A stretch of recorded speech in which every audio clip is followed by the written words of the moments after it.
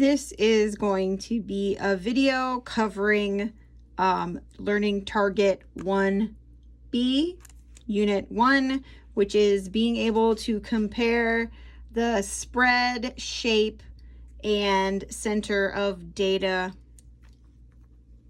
This is not going to be of 2 data sets, but the next example will be of 2 data sets and show you how to do that.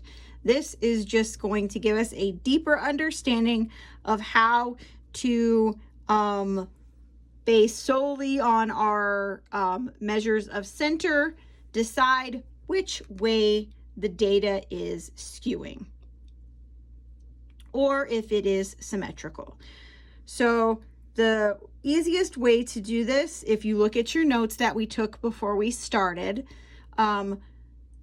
and you look under 1A, you will notice that if the data is skewed, the mean will be pulled in the direction of the skew. The median will stay more in the center, and the mean will go in the direction of the skew or the direction of the outliers, because outliers pull data away from the center. Outliers will be addressed in Learning Target 1C.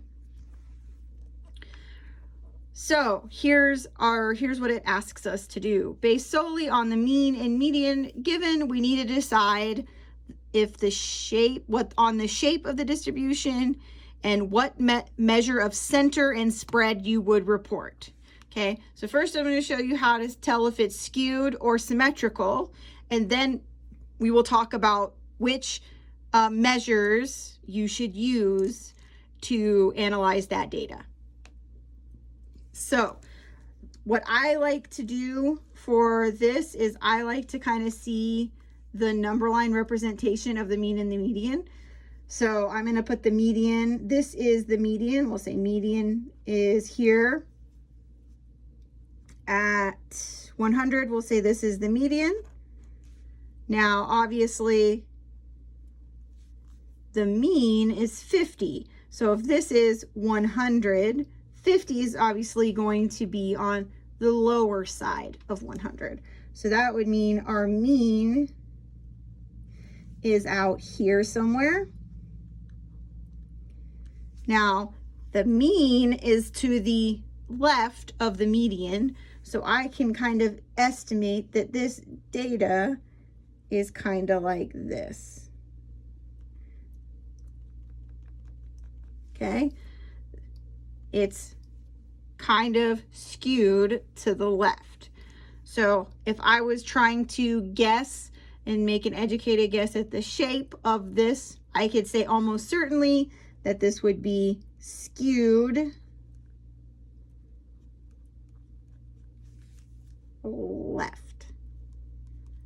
The mean is being pulled to the left of the median. So this one, so I have the median here at 40, and I have the mean, or at 41, excuse me, and then I have the mean here at 40. They're really close together, okay?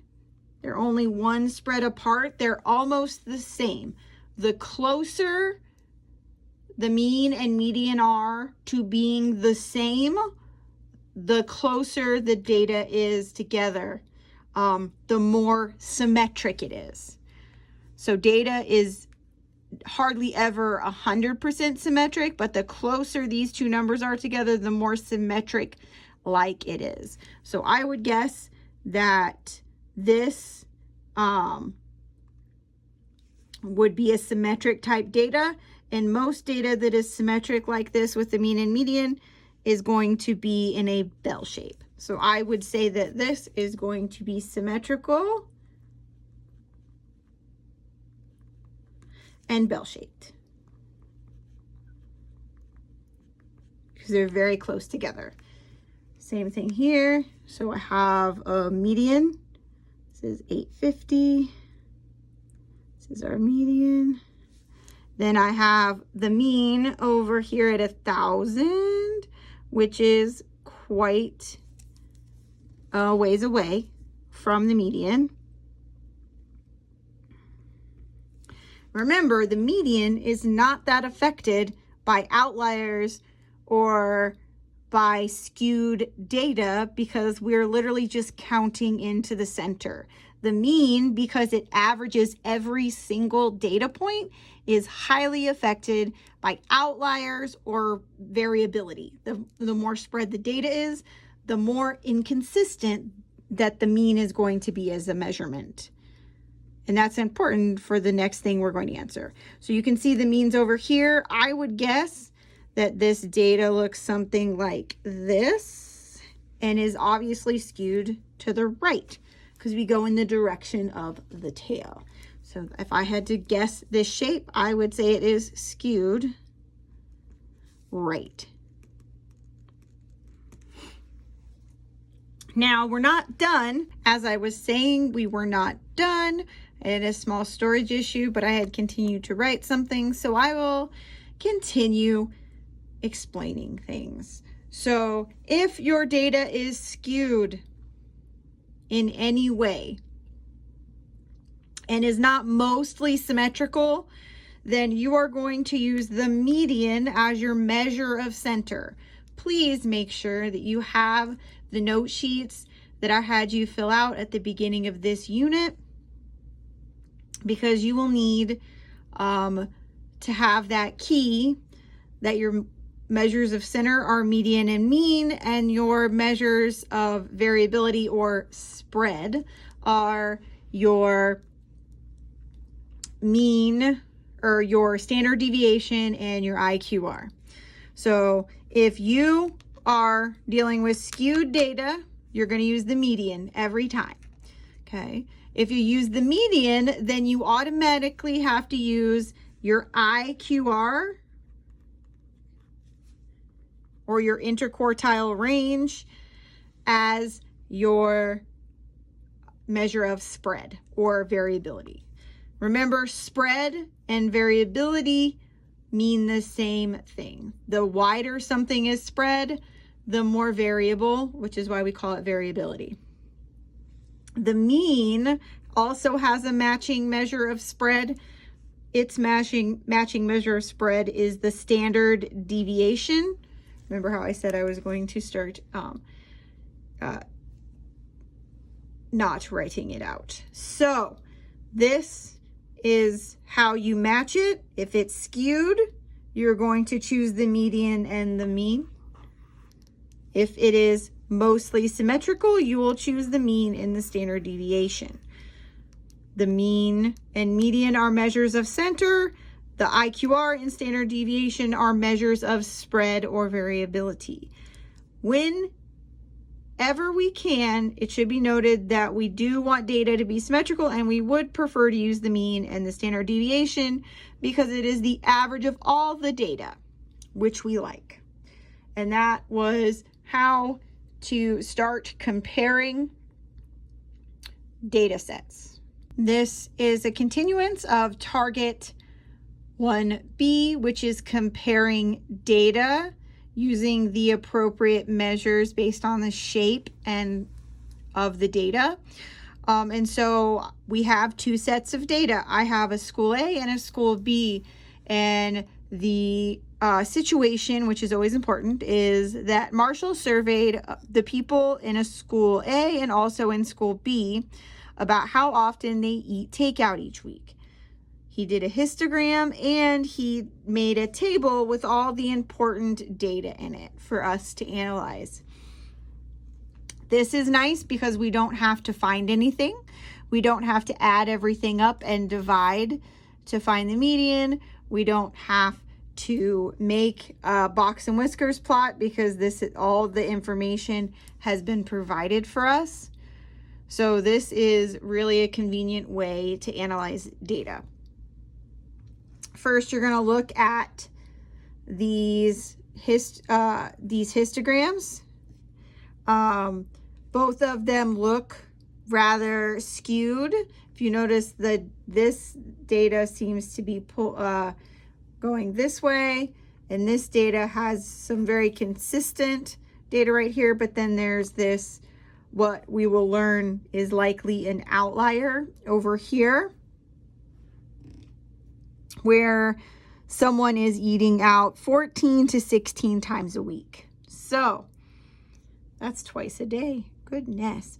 Anyway, so we looked at the histograms, and at first glance, you might think that these people are eating out more. But histograms can only show you so much. So what you're actually going to want to do is look at this chart, okay? So we've already determined that the data looked skewed. And if the data looks skewed, we want to compare the median, right? So I'm just gonna box that out. And if we're doing the median, we want to find the IQR. Because remember, the measure of spread, if we choose the median for our measure of center, that's this first one, compare the measures of center. I looked at the data. I realized the data was skewed, so I want to use the median. I'm not going to use the mean. They've provided it, but the whole part of the problem when you're comparing is choosing the right one. Data is skewed again, so we're going to use the median. Okay, and if we're using the median, that means that when we're measuring variability, if we're using the median here, we got to use IQR here. So you might look and you're like, oh no, there is no IQR. But remember, in your notes, there should be a spot where I had you write down what the IQR is. And the IQR is Q1 minus Q3, or Q3 minus Q1. Excuse me, you always want to take the bigger number minus the smallest number. So we just need to subtract Q3 from Q1. And so for this one, if we want to write the IQR down here, we could say for this one, it's 6 minus 4.5, which is 1.5 for this top one. And then down at school B, we have 8 minus 4.5, and that is going to be 3.5. So now we have the IQR, we have the median. We can start analyzing the data. So when we're measuring center, we're measuring what the average student is, how many times they're going to eat out. Because the median is in the center of the data, we're going to assume that's where most of the students are. So most students would eat out about however much the median is. So you could say the median of school A is 6 and school B is 8, okay? But that isn't, you're not done comparing it. What does this mean? That means the average student, the center of the data for school A says a student eats out an average of 6 times, and school B eats out an average of 8 times. So you can write that. So the average student in school A eats out 6 times. I'm going to use quotation marks here. School, that just means copy what I wrote above. School B eats out 8 times. Cool? So that is the center.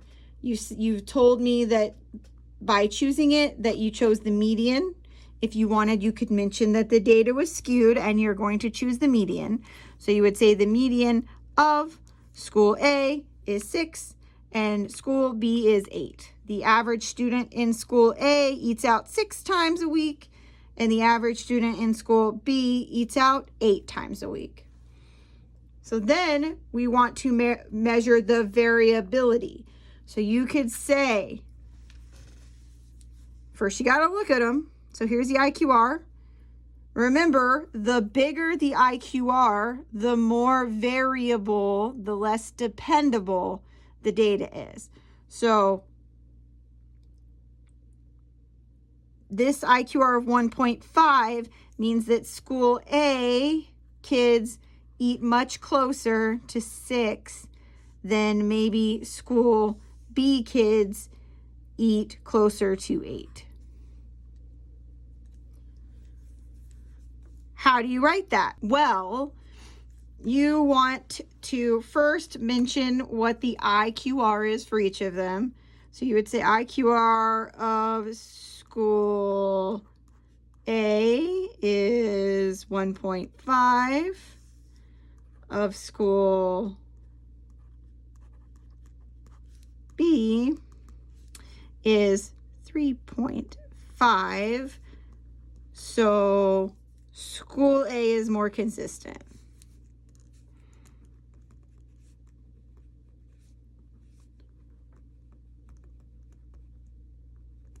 Or less variable.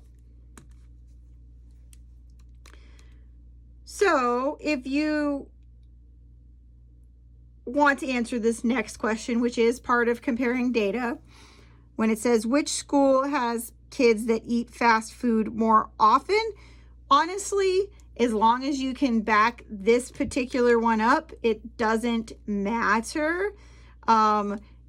You could say, I would pick school B because their middle is higher, but you would have to say, I think school B eats more fast food because their center is higher. You could also say, I think school A eats more fast food or more takeout because even though they're a little lower, their center is lower, they're much more consistent because they are less variable, because 1.5 is less variable than 3. So as long as you back this up, this particular example up with the correct data, it doesn't matter whether you choose school A or school B, as long as you can back it up with whichever data you're choosing, the median or the IQR. Some examples will have a more clear-cut winner. This one just happens to not have that. So this is the last thing that you will have to do for learning target 2B, which is comparing one variable statistics and data based on the shape and measurement and statistics of the data.